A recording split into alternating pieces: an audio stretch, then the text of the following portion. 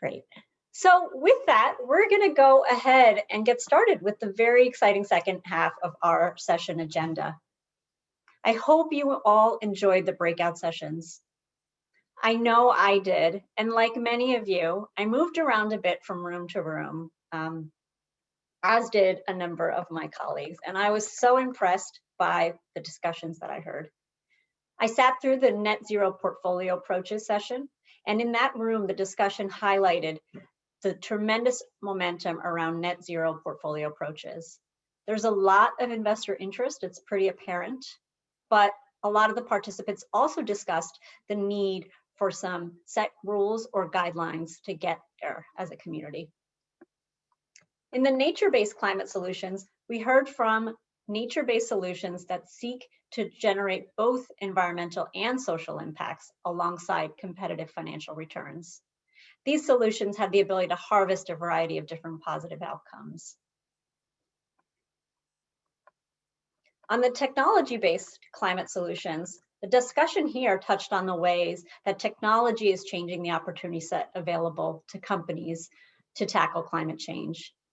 For example, instead of plastering a city with solar panels and wind energy machinery, new technology is creating products that are climate friendly and more profitable or beneficial in the long term. The Scaling Institutional Impact Investments Through Catalytic Structure session had one of its most interesting takeaways from this panel focused on the needs of institutional investors. It's about scale, simplicity, and safety, in the words of the panelists. If we can deliver products that meet those requirements, we can unlock a lot from institutional investors. And lastly, a few of my colleagues led a session on the introduction to impact investing. The conversation there introduced attendees to IRIS Plus, the generally accepted system for measuring, managing, and optimizing impact. And there was plenty of optimism around the market growth, with one participant saying that the pool of impact investments capital is only growing. I'm pleased to say that there's still so much more to come on our agenda, including our story panel featuring the compelling work of two climate innovators and a compelling spoken word art performance by a young climate activist. But before we get to that, I'm honored to introduce today's first Keynote Fireside Chat. Now, faith-based investors were among the very earliest group of investors taking action to address the climate crisis. With the Catholic Church's 2015 publication of the Laudato Si climate encyclical, which is a letter from Pope Francis to the entire Catholic community, the Vatican cemented its position as a global leader in this effort. And so you might understand why the GIIN is so incredibly proud to introduce Cardinal Peter Turkson of Ghana, who leads that climate-related work, as he joins our CEO, Amit Bouri, on the virtual stage. Amit, over to you. Thank you. Thank you, Sapna. What an impressive day for action to address the global climate emergency. We've heard from innovative storytellers who are changing the narrative on this crisis. Our breakout rooms focus on real-world examples of impactful investments. And now the GIIN is incredibly honored to welcome a leading global voice from the faith community demanding climate action, His Eminence Cardinal Peter Turkson. Cardinal Turkson of Ghana helped guide the Catholic Church's encyclical on climate change. He is now prefect for the Dicastery for Promoting Integral Human Development, the office focused on issues of justice and peace. And he leads the Vatican's brand new sustainability effort on behalf of more than 1.3 billion Catholics globally. I first met His Eminence in Italy several years ago and have been hoping to connect him with our community ever since. Cardinal Turkson, I'm so pleased to welcome you to Next Normal Now. Thank you. Thank you so much for joining us. Thanks. Your mission under the leadership of Pope Francis is incredibly broad and inspiring. After all, work toward justice and peace requires thinking about our interconnectedness and our interdependence. Can you briefly explain the scope of your mandate and your work in simple layman's terms? So the title Integral Human Development for us is almost like what the UN in 2015 will identify as the SDGs. Okay, so very many different goals, all of which need to come together to constitute the well-being of the human person. So that's what we do. We have an office then on the Integral Human Development that begins with the human person. Who and what is a human person? And people say that's the subject of human rights and dignity. And so there's the issue of dignity, there's the issue of human rights and all. Then the human person also in certain vulnerable situations, not simply sickness, but also when it's constrained by different situations to be on the move as a migrant, as a refugee, trafficked or whatever.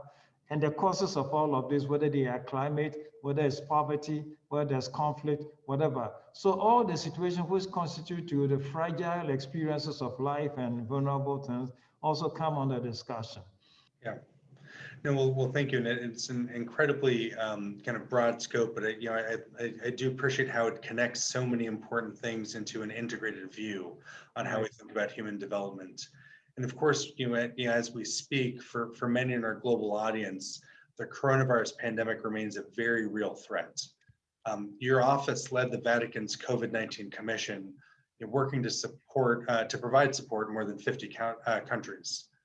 How are you seeing the pandemic intersect with our world's bigger systemic challenges? And specifically, how do you connect it to your leadership on climate action? That's a good one. And that's why we struggle to make, So when, so it's almost a year now. In March 2020, in one of the working visits with Pope Francis, the conversation was about the pandemic. It just began and was beginning to, spread. And here in Italy, people saw and watched on TV military vehicles carry away coffins and all of that. So the thing was on how does a church or the Vatican help in this regard? The Pope has spoken several times and make donations of ventilators and all of that, but that did not appear to suffice. And so the commission, the Holy Pope Francis called for, entrusted that again to our office, because a lot of the dimensions, had to do with stuff that we already worked on. So we put our heads together and we created 5 working groups. Okay, one working group had to maintain contact between the Vatican and local communities and organize a lot of, Zoom conferences with them to find out how they really dealing with the situation on the ground. And by saying, how can the Vatican be of help? And in asking that question, sometimes it's the need for equipment, but several times was the need to feed. People still didn't have whatever, and that taught us a lot. Here in Europe, where you have the system of supermarket, people knew or people know where to find food. Okay, there will be police to maintain distancing in the queue, but you knew where to go to find food. In certain part of the globe, Africa and Latin America, where people, feed from the market, that situation caused a lot, intensified the vulnerability of people. Food had to be brought to the market before people can go and buy it. And where there were lockdowns and all of that, that was a perfect, as you say, perfect storm, perfect situation for hunger, for destitution and all of that. And we had to see how we could help people, navigate through that. So a second working group got more, became a little bit more reflective, and it considered the impact of the COVID on several social structures, on the work of labor, on securities, food and water security, as well as military security, on the question of access to health care, on the question of ecology and the environment and all, and then the economics itself. So that group is still working, it's ongoing. It's created, several 5 task forces that is in connection with international organizations to study the impact of the COVID and several of our social structures. The underlying point, as Pope Francis told us, is that nobody emerges from a crisis the same way, or nobody should emerge from crisis the same way. So that just means that we're supposed to learn some lessons from the crisis. Okay, and several, the predecessor of Pope Francis, Benedict, in the period of the economic crisis in 2008, told us something similar.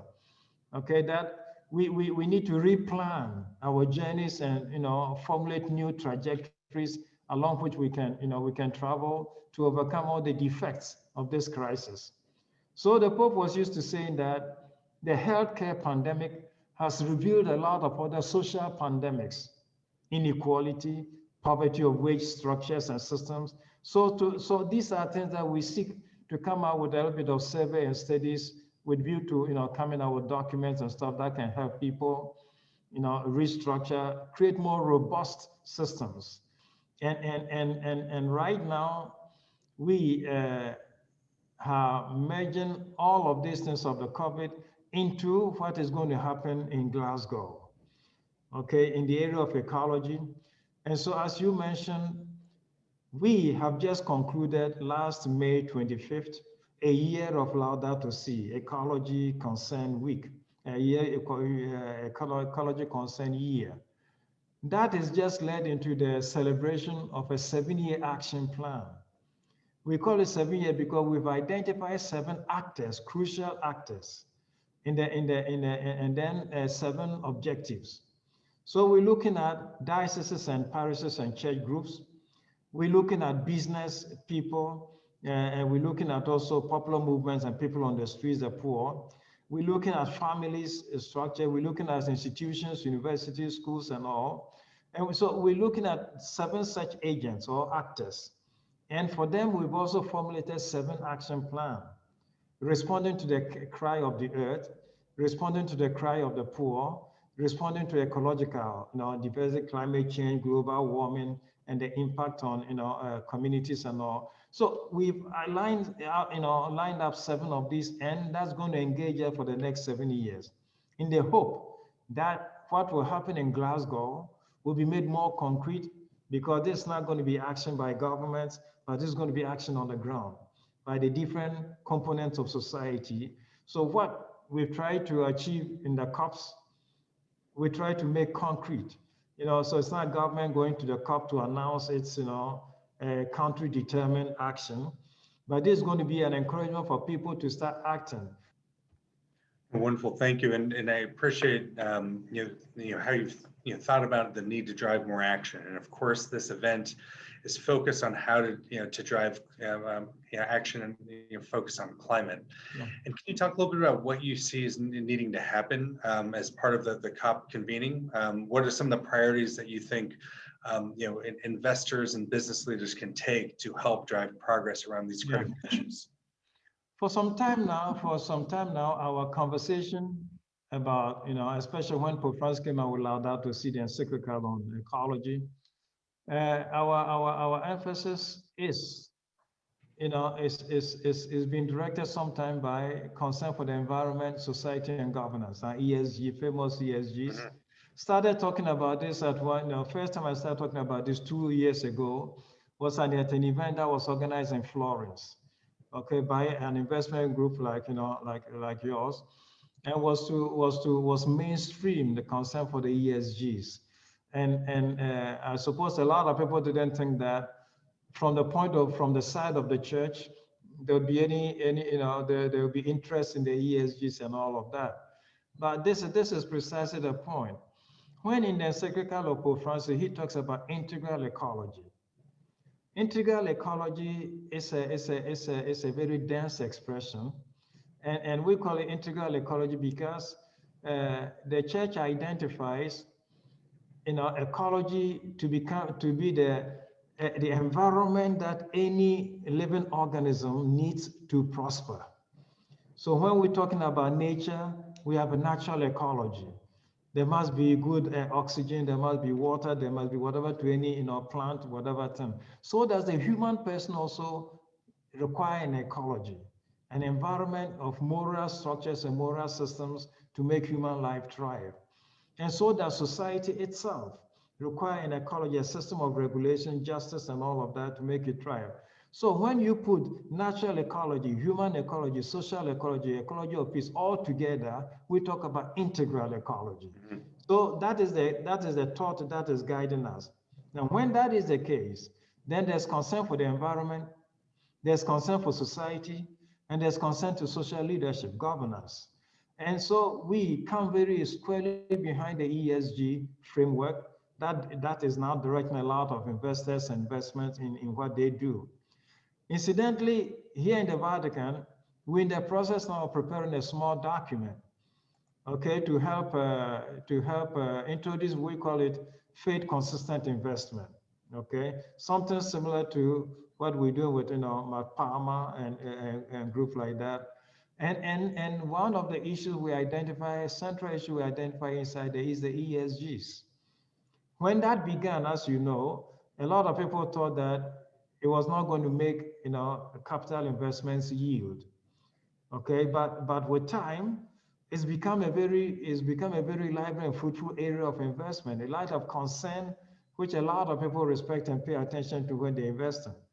So for us as a church, not only as a Catholic church, but in relation with the Anglican Church, the Methodist Church, and all of those groups, this has become the guideline. Our responsibility towards creation and environment is made manifest in our sensibility to the ESG type of investment. And this will continue, I suppose, to grow because for us, again, we started talking about interest in investment because for some time now we've been trying to help faith-based groups or churches to adopt certain business models for financing their own pastoral or church activities. Business models that moves them away from donations and grants to possible investment procedures and all. At least that's how impact investment started for me. Okay, instead of sticking with donations, to finance some capital projects, which sometimes you cannot do with just donations. You just needed to then study the possibility of going, adopting business, business solutions for pastoral or church needs and church programs. And that's why impact investment came in and got me interested in that area of investment. And, so I already tried it a couple of times before I came here to the Vatican. So it's something, it's just going to mean that pastors and bishops would have to make a shift from running their dioceses and churches on donations and grants to certain business models. This will require a lot of training because it's not something that a lot of pastors and bishops are used to. It will require a lot of training. So first, what we are doing now is we've arranged sessions to give information, to inform bishops and pastors about what impact investment is. And then second step is to train identified agents to do this on behalf of their parishes and dioceses. And the third thing would be to fashion a platform which would link some such agents to impact investors outside. And in that way, hope that the church groups and church communities will be able to take care of their own pastoral concern and pastoral projects from impact investing. Wonderful, thank you. And we're just about out of time, but I do want to ask one last question as we close this. And that is, at a moment of such an important pivotal moment when it comes to the climate emergency. Obviously, the Catholic Church has incredible moral stature and a vast following. How does your positioning influence others to help lead this fight to protect our planet? What can people do to get started to support this effort to a more integral ecology? So that if climate change goes unchecked, what is going to mean is not just that climate somewhere is going to change, but the whole life of the human person on Earth is going to be badly affected. And we drew attention to what was happening already to people on islands, in the Pacific and all of that, the real face of climate change. When I talked about this in Miami, people were telling me about how shorelines in Miami were coming underwater. When I talked about it in Rockville Center in New York, the participant told me how they begin now to pump water out of their basement. So it's a real thing. Somebody, of course, living in Las Vegas will have a tough time recognizing this, but those, it's there. When Dallas gets a snowstorm, then it begins to recognize that something is changing. So all of this is happening, and what we're trying to do is that we're not coming at this simply from the point of view of faith. We're coming at this also from the point of view of science. So Laudato Si brings all of this together. Our faith and scriptures have something to say, but science also says a lot to us. And the two, putting the two together, are meant to convince us in a way beyond that, that we all need to act together. Well, thank you. I'm so grateful for your leadership towards a sustainable next normal for our planet and its people. Most of all, I'm impressed by the way that you weave together things from so many different perspectives. Looking at the importance of human dignity and creating more opportunity for all people, including those who are dislocated and displaced. Connecting that to the need to protect our climate and better support a healthy and thriving nature. And then, of course, connecting this all to the role of business leaders and investors. Right. With a vision like yours and action from the global audience gathered with us today, we can transform our future. Cardinal Turkson, thank you so much for joining us today. Thank you for the opportunity to share thoughts and ideas with you.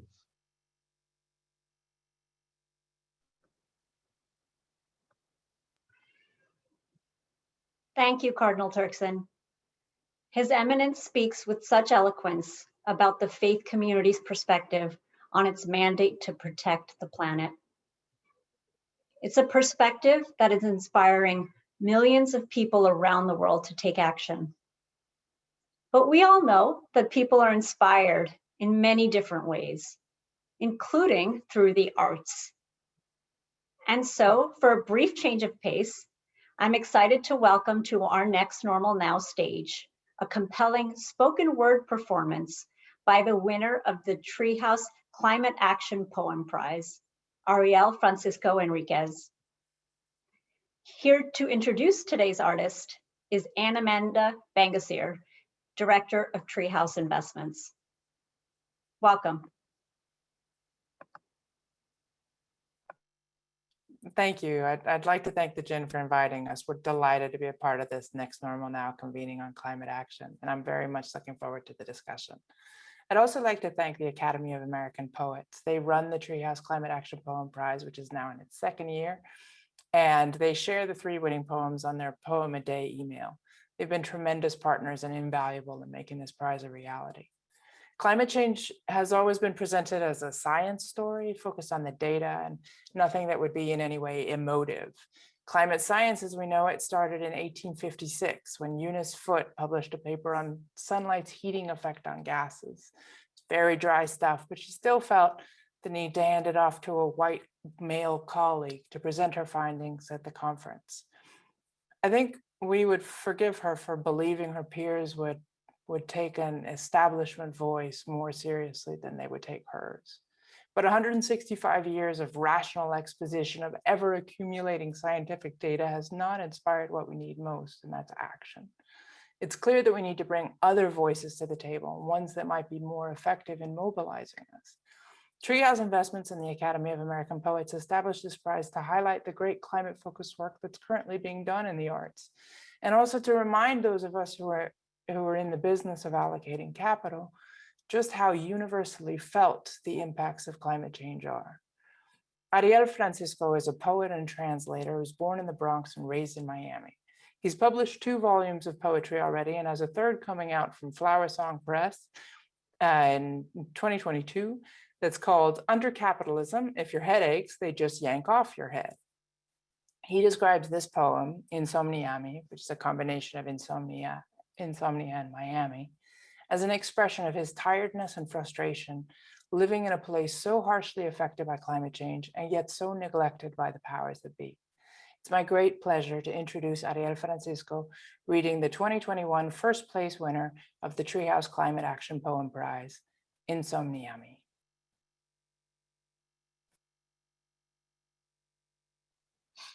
Insomniami. All night, darkness constructs its unquestioning citadel of intrusive thoughts.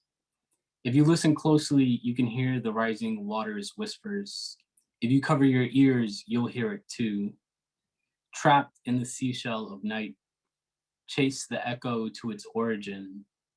A useless lullaby, a rhythm replacing the unticking digital clocks, counting my sleeplessness in silence. The shapelessness of waves, a watery sleep paralysis gripping the city. The high watermark is reaching for the sky and getting there. New high-rises rise every day like shark teeth, a fire sale. Get it while it's hot, get that land while it's still land. The world is burning, you know. All night, you can hear them building another goddamn stadium while tearing down the house around you as you sleep. Enough empty seats for the displaced, an uncheering home crowd longing for home. Enough hollow condos for everyone, but it's important that they stay empty. They won't say why. Hurricanes come through like tourists, and suddenly there are less homeless people, their names lost to the larger one of Christian chaos. Night is a rosary of unanswered hours. Count them, count them, count them. Sometimes I'm grateful for the light pollution.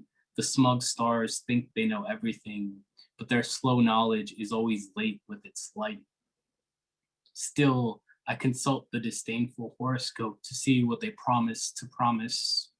Miami is obviously a Leo, look it up. A drowning fire sign, pride pretending everything is fine. I mean, come on. A backwards place. You can't blame everything on the Bermuda Triangle, but you can try.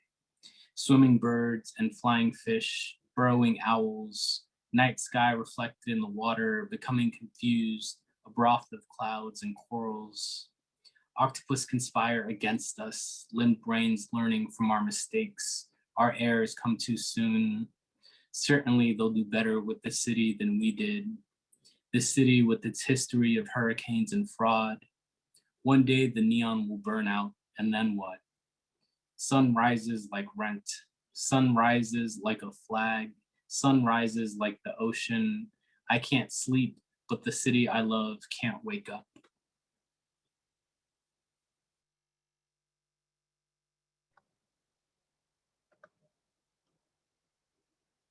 Thank you, Anne Amanda, and thank you, Ariel. Yours is a chilling message. I can't sleep, but the city I love can't wake up. Of course, the climate change impacts that Ariel just described are not unique to Miami, Florida. Those same impacts are threatening Shanghai to Ho Chi Minh City, New York and Amsterdam, Lagos and Tokyo, Kolkata and Mumbai. The list goes on and on. It's easy to despair when we reflect on the state of our global climate emergency. But one of the surest paths back to hope is to meet the innovators fighting to urgently address the global climate crisis. Our next panel is focused on just that, stories from the field and climate action. It explores firsthand accounts of changemakers working towards big impact in the climate battle. And here to lead us through that discussion is my colleague, the GIIN's Manager of Communications, George Spencer. Over to you, George. Thank you, Sapna, and welcome to our global Next Normal Now community gathered with us today. My name is George Spencer. I am Manager of Communications here at the Global Impact Investing Network, and I'm really proud and excited to be welcoming you to this session entitled Climate Innovation, Stories from the Field. Today's perspectives on a more sustainable next normal have been both inspiring and diverse. Filmmakers and poets who are shifting narratives, impact investors who are describing their on-the-ground investment work driving progress, and one of the leading voices in the global faith community demanding action. Well, now we are delighted to introduce you to two innovators who are really working on the front lines of the climate fight. Their stories illustrate the combination of head and heart that is so often connected to this work. Felix Finkbeiner is a German youth who is behind the organization Plant-for-the-Planet, an organization with a stunning goal to plant 1 trillion trees globally. But first, we will meet Catherine Elms of Indigo Agriculture. They are the agriculture technology company that has been named Fast Company magazine's most innovative company list and CNBC's Disruptor 50, among many other accolades. They're getting a lot of attention. And Catherine, we are really excited to welcome you to Next Normal Now. Hi, George and everyone. I'm pleased to be here. Yeah, we are delighted to have you. And Catherine, these storytelling sessions are relatively informal, and we often start with a little bit of personal backstory. I know for you, this intersection of the capital markets and climate solutions has been a personal interest. It's been an academic interest. Tell us briefly about your backstory and how you ended up at this company that's challenging the status quo. Well, it's been a windy road. And if you asked me 5, 10, 15 years ago what I thought I'd be doing today, I don't think I would have been able to tell you, but I do think I would have been able to identify my North Star, which is knowing that at the end of each day, I've done something to help people and our planet be a little bit healthier. And that's what guided my academic pursuits, which culminated with a doctoral program in geography, where I focused on the intersection of socioeconomic realities and adoption and diffusion of greener solutions like renewable energy. And I thought I would stay in academia until I started interacting with innovators and with founders who were so committed to developing and advancing clean technologies that they decided to take on the risk of starting a new venture and making it their livelihood. And it's those interactions that ultimately led me to join the investment team at the Massachusetts Clean Energy Center. We invested in early stage clean energy companies. And I loved that role. A couple years into it, as much as I enjoyed it, I had that itch to join a startup and walk the proverbial walk, to be a part of building solutions, to iterate rapidly, probably make a mistake or two along the way, but learn from them. And I had to know what that was like from the inside. So when I learned about Indigo and realized that it was a company not only innovating incredibly rapidly, but that the company was solely focused on their mission to harness nature to sustainably feed the planet, I just had to join. And having been on board for almost 2 years now, I have even more of an appreciation for what it takes to be building solutions for something as critical and elemental as our food systems, and to be working with farmers across the US and beyond who can become leaders in solving global climate change and improve their livelihoods and that of their communities. It's just a wonderful thing to be a part of. Catherine, I love that piece about your personal North Star. What is the story of Indigo Agriculture then? What was its primary innovation? So Indigo is about 7 years old. We were founded in 2014 in Boston. Since then, we've opened up offices in Memphis, Tennessee, and have operations around the world, including Europe, South America, and Asia. We've raised over $1 billion. And the beauty of our innovation, to your question, is that nature and people are always at the core. Now, at the start, our founders realized that if you looked at a stressed farm where the crops were not doing very well, you might still find a few individual plants that were in good shape. So the team actually dug up those plants and identified and isolated individual naturally occurring microbes that contributed to the health of those plants. And thus our biologicals business was formed. But today, Indigo Ag is really a technology company. We apply natural solutions and digital technology to the agricultural industry in order to help the sector overall be more profitable, efficient, and sustainable. And on the whole, we act as an enabler and a collaborator, really providing solutions that enable the industry to be more profitable, sustainable, and ultimately better for the end consumer. So, of course, we don't do that alone.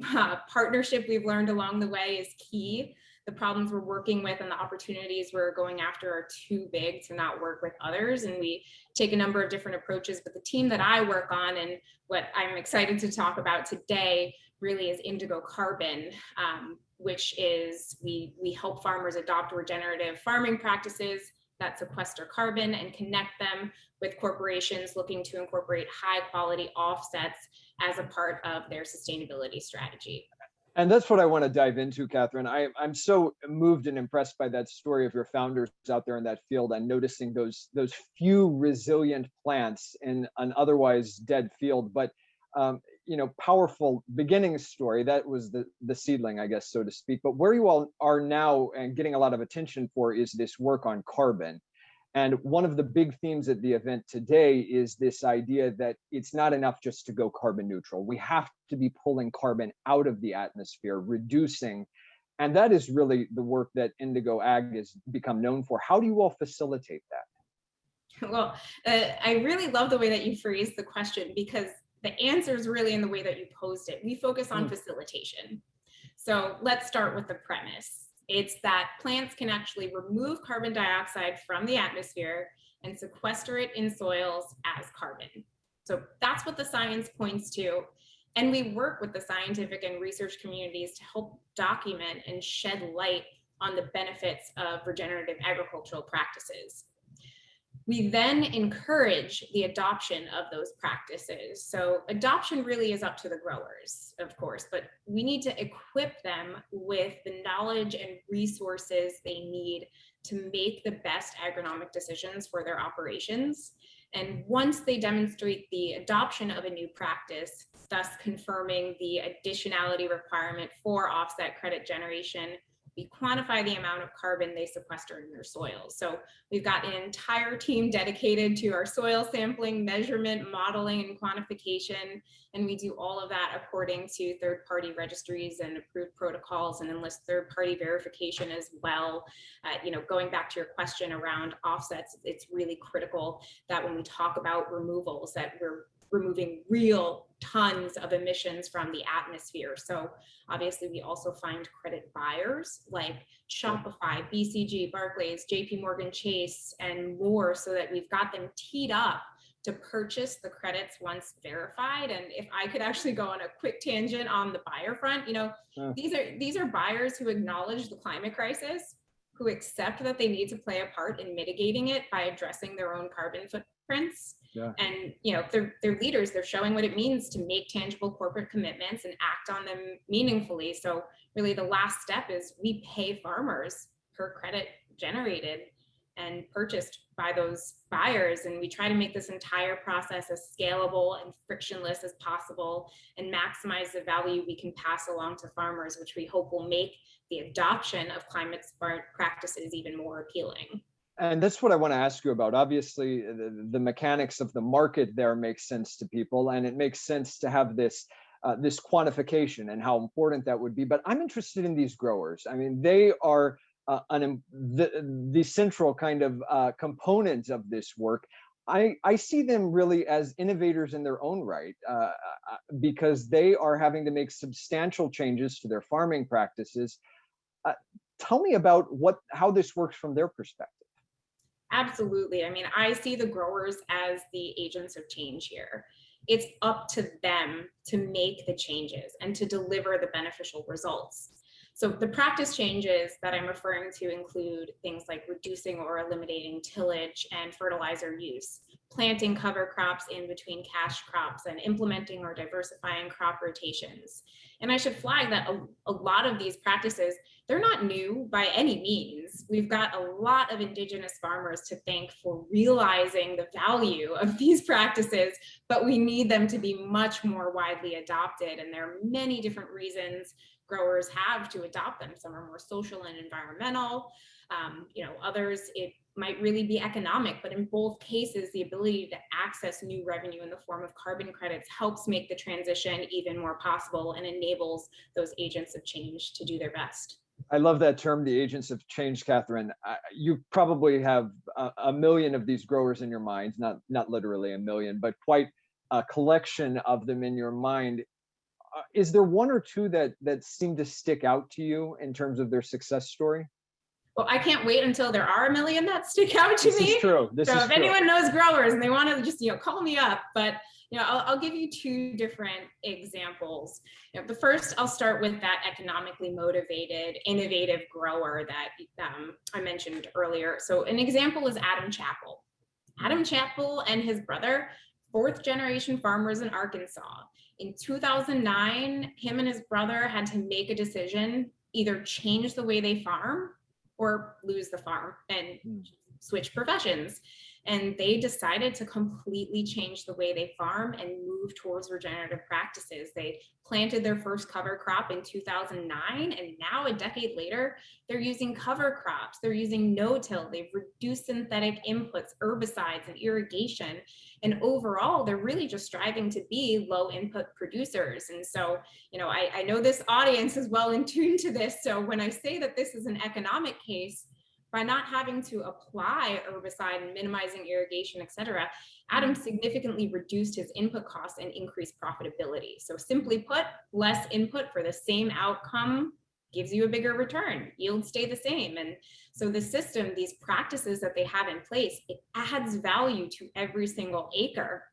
Now, you know, another example on the social and environmental side would be Casey Bamberger, who runs Bryant Agricultural Enterprise in Ohio. And one of the reasons they started to consider regen was because they learned firsthand from neighbors about the benefits of no-till. And they have always tried to look towards the future, and they saw how consumers were demanding healthier foods. So they challenged themselves to do everything they could to address their carbon footprint.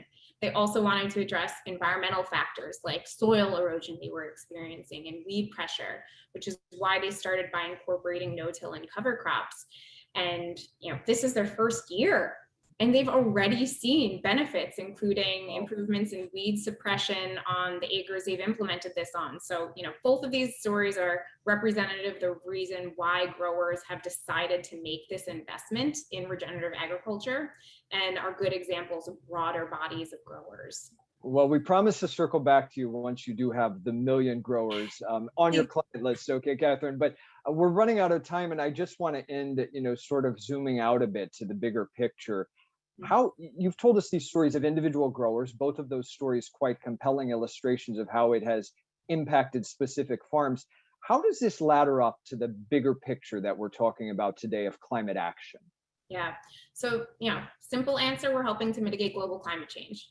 But I imagine you want more than that. So, you know, to expand there, it means that we're not only encouraging more efficient agricultural practices that can reduce carbon dioxide, nitrous oxide, and methane emissions, but we're also addressing the net greenhouse gases. We have no choice there, bottom line. A legacy load of greenhouse gases has already been emitted into the atmosphere, and they're going to stay in the atmosphere unless something is done. So what we're doing is we're encouraging growers to use practices that capture and store atmospheric greenhouse gases in agricultural soils, thus drawing down that legacy load. And look, we're all people. We're gonna need to eat. We're gonna need agricultural soils. So overall, with fewer GHGs in the atmosphere, thanks to agriculture, the planet's gonna cool, which means that the threats stemming from climate change are mitigated. So that's really how it scales up. And it is innovative work, Catherine, and it's so interesting to hear how you connect your own personal North Star, your academic interests to your work at Indigo Ag, how Indigo Ag connects to these farmers, and then of course, how this climate work and your work on carbon specifically ends with actually every single person in our audience today as an ultimate beneficiary. So certainly the type of innovation that is driving progress. And Catherine, thank you so much for being with us today. Thank you, George, and everyone in the audience who's passionate about this. And now we shift from an innovative company to an innovative individual who launched a global movement that is battling global norms in order to build towards a more sustainable next normal. Felix Finkbeiner is the 23-year-old powerhouse behind Plant-for-the-Planet, which has really become a growing force in the global reforestation effort. That organization started with Felix's 4th grade class project and just one single tree, but it has since taken root around the world with the goal of planting 1 trillion trees globally. And as Catherine just reminded us, trees capture CO2 from the atmosphere and then store that carbon, eventually returning it to the soil And that is really why trees are such an important part of this conversation on climate action. So Felix, we are very excited to welcome you to Next Normal Now. So glad to be here. Thank you. Yeah, and as the audience can see, Felix's background is a bit different than some of our other guests. We will definitely get to that in a moment, but I want to start where the story begins.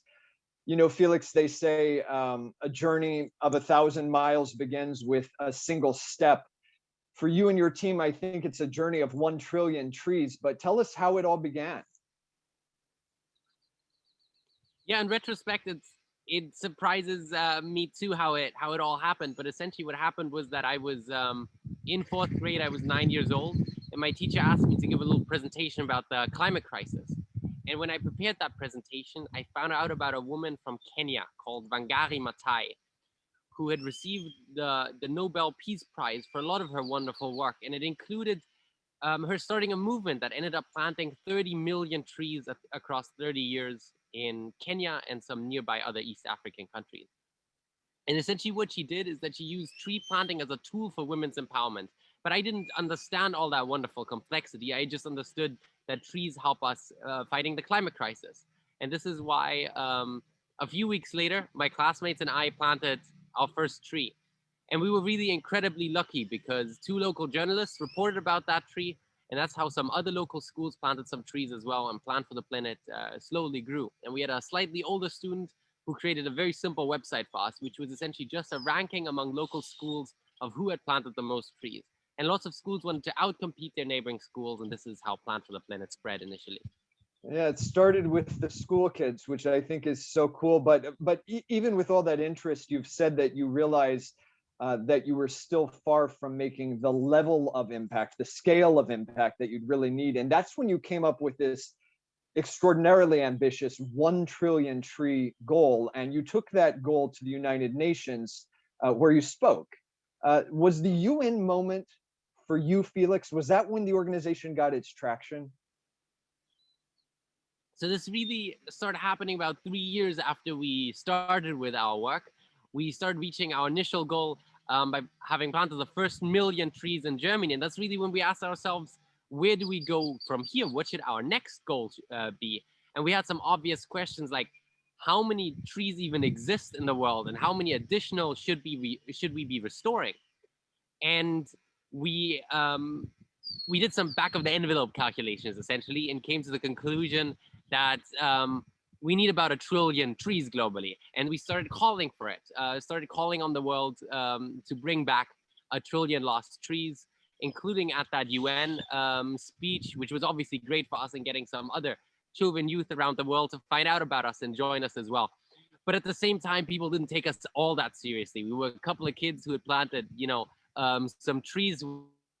We're talking about 1 trillion trees. But all that changed when we started supporting some young, ambitious researchers to actually to answer these questions for us. And they put out 2 big, wonderful research papers. One that, first of all, enumerated how many trees currently exist globally. And they concluded that we used to have about 6 trillion trees globally, but we've destroyed about half of the world's forests. So of these 6 trillion trees that used to exist, only about 3 trillion trees remain today.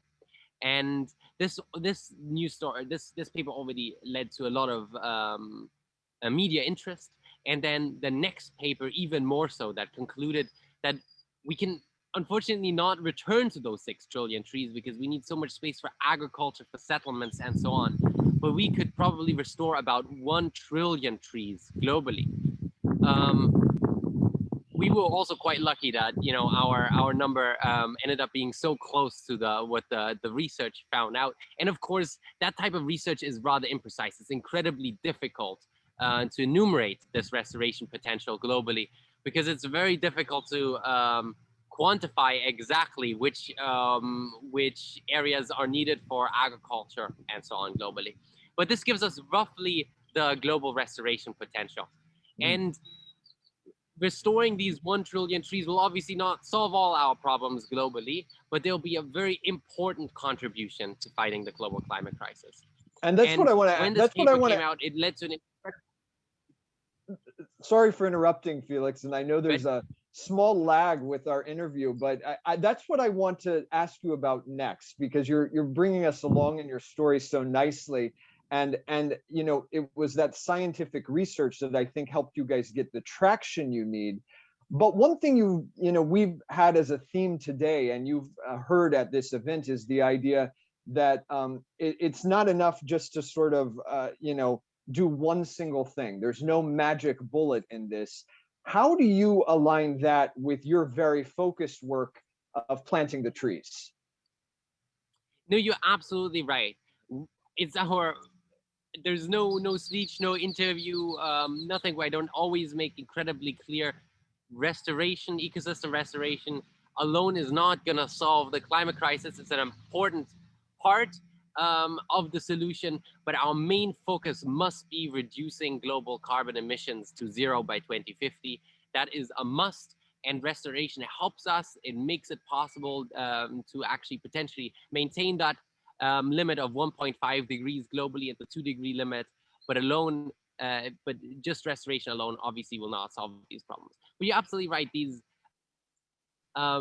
research papers by these researchers from the Yale University and ETH brought an incredible amount of attention onto this goal of the trillion trees, from everyone from Al Gore to Mark Benioff, the CEO of Salesforce, and a lot of others, which have led to a real movement to support this mission. And this brings us a little bit closer to where we are today. I know you are at one of your planting locations, your office in Mexico on the Yucatan Peninsula, but Plant for the Planet is now in this position of working to massively sort of scale up the amount of tree planting that is happening. And I know you're using technology to do that, including technology that's really intended to help build trust among your public. Tell us a bit about the location where you are today and how it fits with that, and also about this technology you're using now.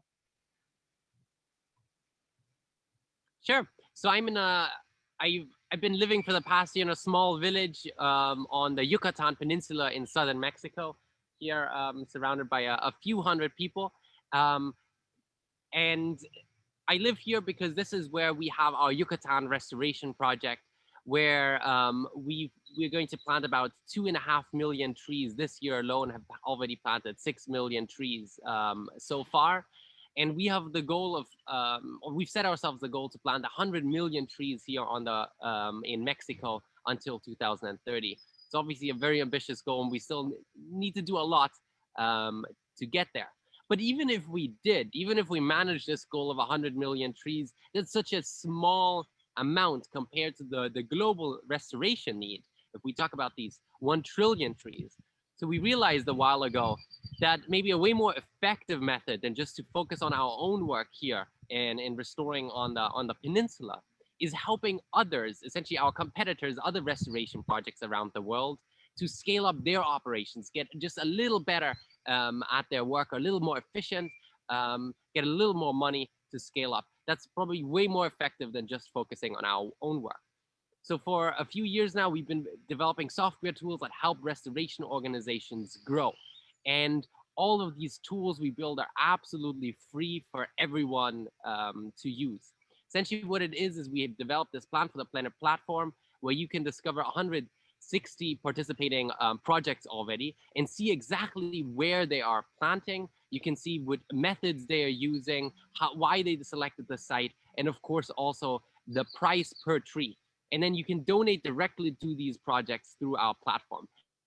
And what's really important here is that we at Plant for the Planet don't take any cut of the money. It's not like with Airbnb where like 20 or 30% remains with the platform, but literally 100% of the money goes directly to these projects. They don't have to pay in any way to participate in this. So this is really intended to especially allow small restoration projects that don't have a big international audience to gain that attention and get that support. And so far, over 30 million trees have been funded through this platform in the past a few years since 2019. And our main focus with this platform is not just fundraising, but to allow these projects to be as transparent as possible about what they do so people can really see what exactly they're doing and where. So we've developed this tree mapper app which essentially allows these projects to collect the data on the ground, where exactly they planted and when, and collect and measure sample trees. And all of that data is then immediately made public for all donors to see, for all supporters to see, and also for academics to use in their analysis of restoration. And essentially what this means is that rolling out now, you'll be able to see every day exactly where projects planted on that specific day, how many species, how many trees they planted on that day. So all of that will be fully transparent for all of these participating projects. And Felix, that transparency is so cool. I hate to say we have to leave it there because we're out of time, but I know you have said very publicly and in a really inspirational way that, you know, with this level of transparency out there now, this app that is available, you have said very clearly that there is no excuse for individuals, for companies, for governments not to be joining in this fight to plant more trees. So Felix, we won't forget your inspirational story. You're really an example of the way that even one individual can really move the needle in this climate battle. So thank you so much for being with us today. Thank you so much, George. It was wonderful chatting with you.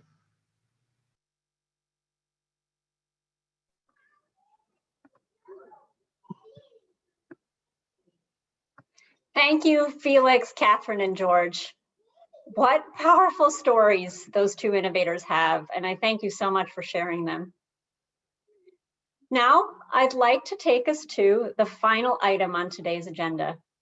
For our second keynote fireside chat, the GIIN is incredibly excited to bring to the stage Jose Minaya, CEO of the global asset manager, Nuveen. Nuveen has been supporting the financial futures of millions of people over the last 120 years. And now the firm has just made a big climate announcement. Here to tell us more is Jose Minaya, and I welcome back to bring him on our CEO, Amit Bouri. Thank you.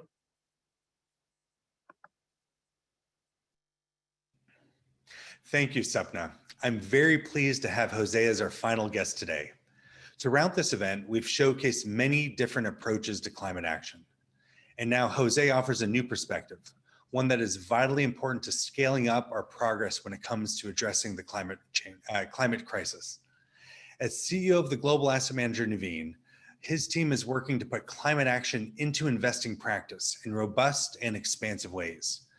I'm excited to share his thinking with the wider world at this time, just as Nuveen embarks on an exciting new trajectory for its investments. Jose, welcome to Next Normal Now.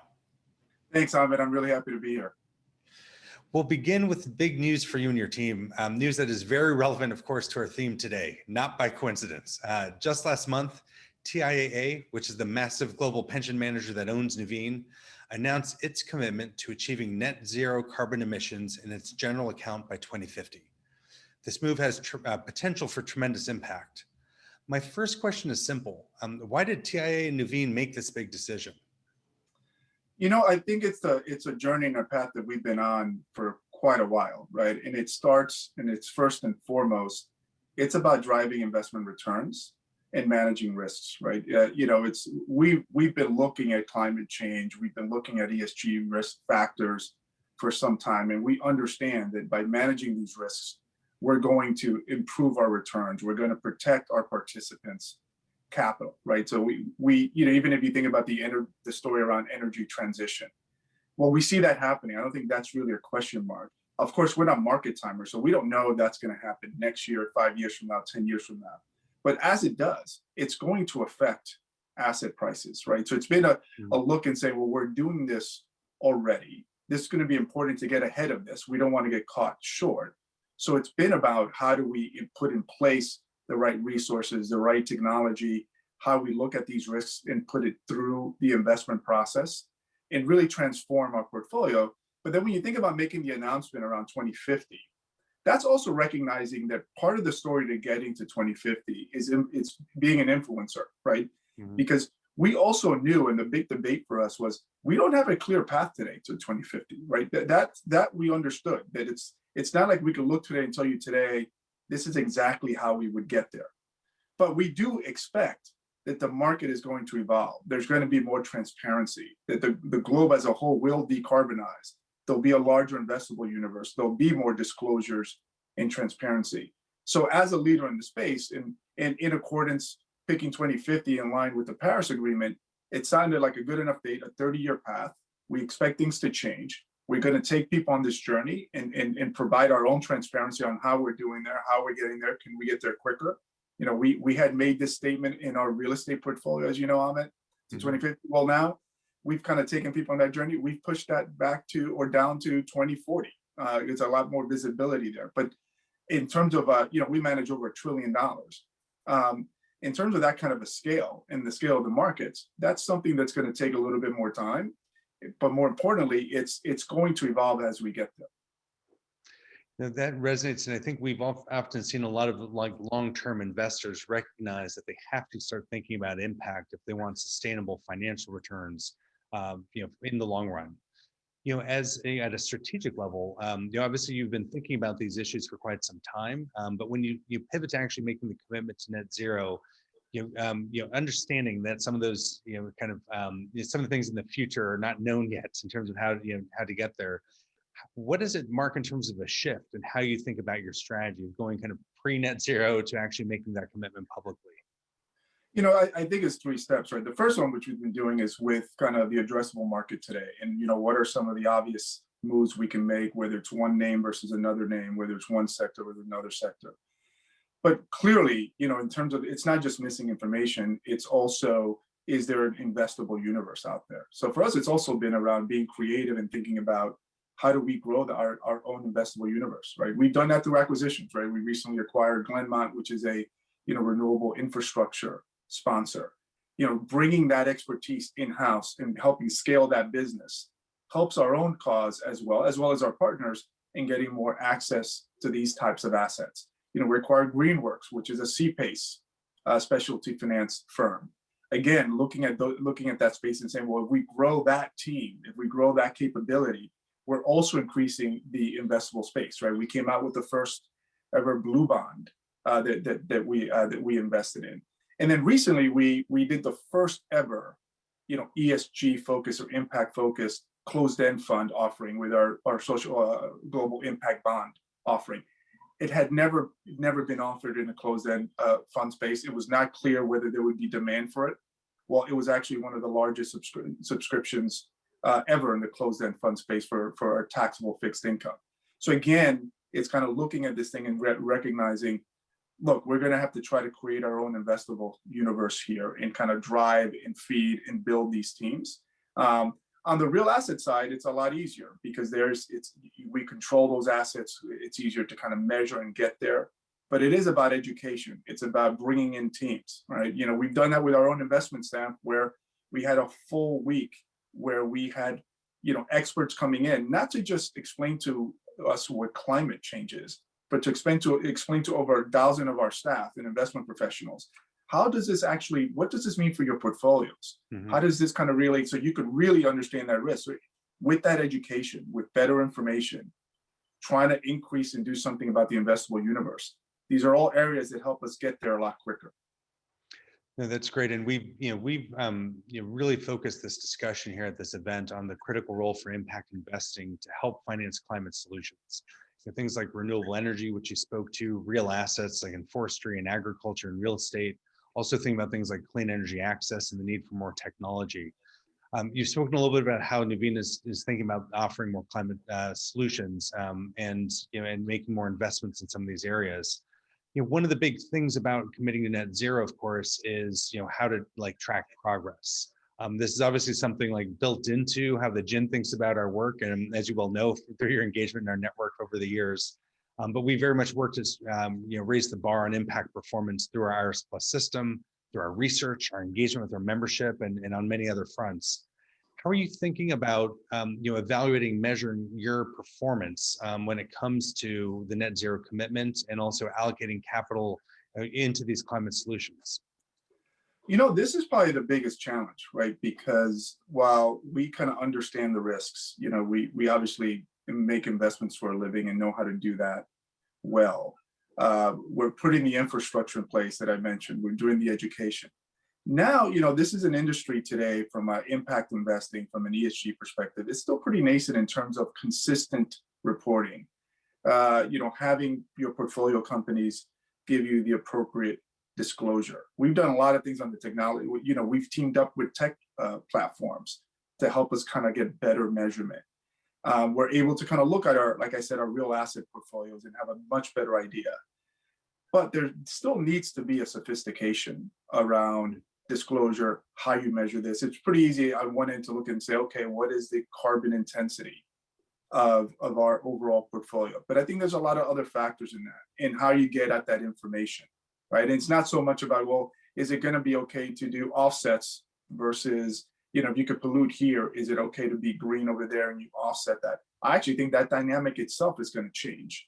You're right. So it's not even clear to me that even if you have that capability, that ultimately that's going to be what the industry wants. So there's a lot of ifs and unknowns, but what there needs to be is a sophistication of kind of how we do this going on into the future. We've started investing that in ourselves, right? So this was the first year we launched our engagement report or responsible investing report, where we started giving information around, well, how many meetings do we have? What are the questions that we ask? What are case studies in terms of how we engage with the team and what they did or didn't do?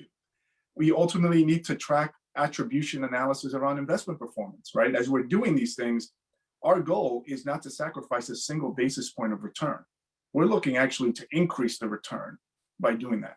We need to also have the analytics and data to measure that as well, because our fiduciary duty is managing money for people in their retirement through their lifetime. That is our fiduciary duty. We believe that managing these risks and things like impact investing, that they're attractive areas for investors to be in, but then we're going to have to be able to prove that, measure that, not just the carbon side of this, but also measure the performance side of it as well. That absolutely resonates, and I think that's one of the things that we've been working on a lot at the GIIN is, obviously there's a lot of sophistication when it comes to financial performance measurements, but now that we have people using common metrics and measurements through Iris Plus, we're working to build the machinery, if you will, and the methodology around how we can actually analyze and benchmark impact performance. So everything you're saying resonates with what we're doing with our network and our community. And I think that's absolutely right. We need much more sophistication about how we think about impact, and also how we can use it to inform decision making. And one thing I'd be curious to hear about is like how you think about the metrics across time. Obviously, you've made a commitment for 2050, and we've talked about how some of the the solutions out kind of a couple decades out start to get a little bit blurrier, but of course that'll get clear with time. How do you think about near-term milestones towards this like long-term commitment? In the near term right now is people trying to kind of gather the information, right? It's kind of phasing in, and how do we deal with our own assets? What is the investable universe today? What can we measure to start with? That leads into, though, I think over time, where ultimately this is just table stakes, right? So Amit, I look at the GIIN and what you guys all do today. You're the tip of the spear, right? Because it is those analytics, is understanding this that's going to drive the change for the entire markets and investors across the globe.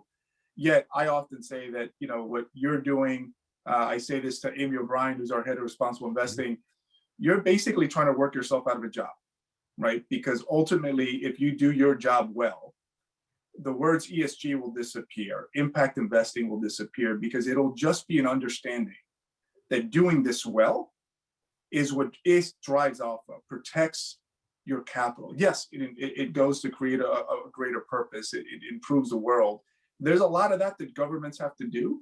I think as investors in what we do, we drive returns, and like I said, and we understand risks, and we understand that doing these things and the demand for a lot of these things is also going to drive opportunity.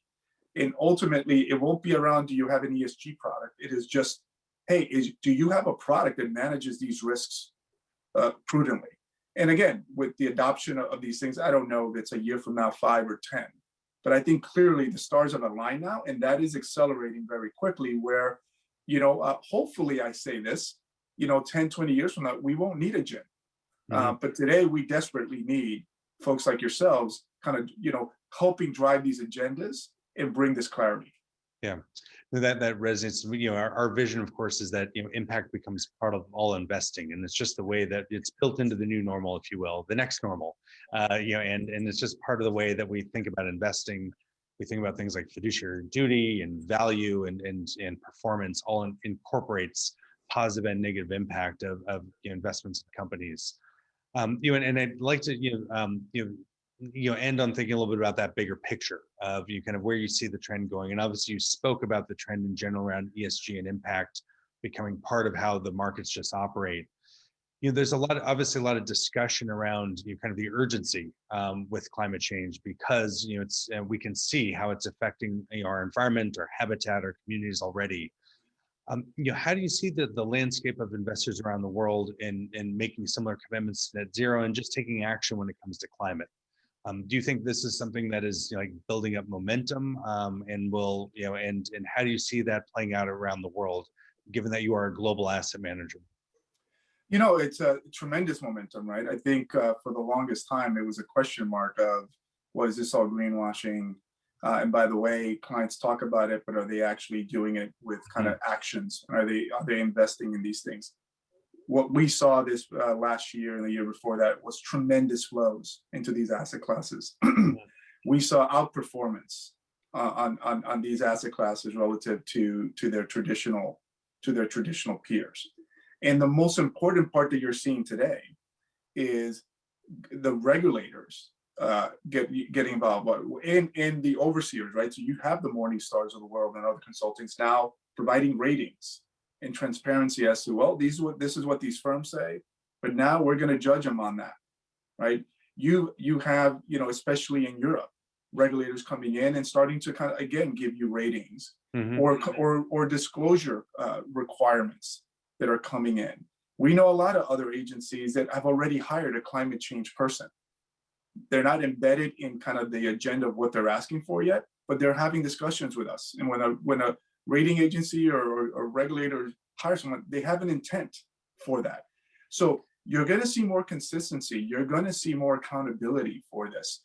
And it's similar to what you've seen in other asset classes, other dimensions.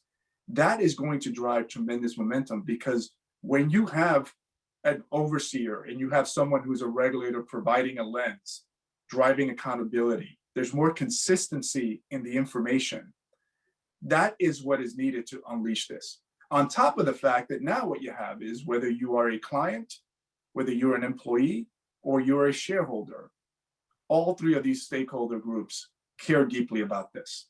And it's why you're seeing a lot of the momentum, a lot of the words and noise and actions coming from the industry, all trying to get ahead of this, because in the future, if you are not good at this, you're just not going to get the capital. If you're in my business and it turns out that you're not good at this, it's going to be table stakes, and you will not get the capital and you will not get the talent.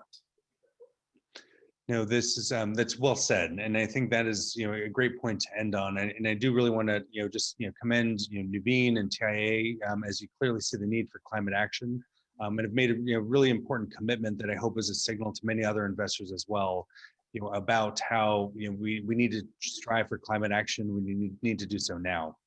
As I said earlier, in 2021 we are all climate investors, because the climate crisis is having an impact on everything else. Every other part of our society, every other part of our economy. So it's important that all investors are thinking about their impact on climate, and that every allocation of capital is viewed through the lens of its impact on climate. I think collectively, we definitely need to be embracing your approach as the new way of doing business, and really fundamentally shifting our views about the role of capital in our society. I'm very eager to see many others following your lead. And Jose, I just want to thank you for joining Next Normal Now. Thank you for having me. And again, thank you and the GIIN for all the great work you're doing. It's kind of helping our cause as well. Thank you, Amit, and thank you, Jose. Your vision of a world where climate impacts are integrated into every investment decision aligns so closely with the GIIN's vision of the role of investment capital in society. Now, with that, I'd like to conclude today's second Next Normal Now convening. I want to thank our panelists for sharing their expertise with us, and thank all of you for joining and sharing your commitment to this urgent issue, whether you're newcomers to the topic or sophisticated experts. I'd like to also invite you to join us for our third Next Normal convening taking place this fall. And I'd like to take a minute to thank those who made today's event possible with their generous support. Wellington Management, Chemonics, Jonathan Rose Companies, KPMG, Responsibility, Treehouse Investments, and Impact Alpha. In the meantime, I hope you will stay in touch with the GIIN. Follow us on LinkedIn and Twitter. Sign up for our newsletter if you haven't done so already. And check out our membership and consider joining. See you next time. And until then, take care and thank you.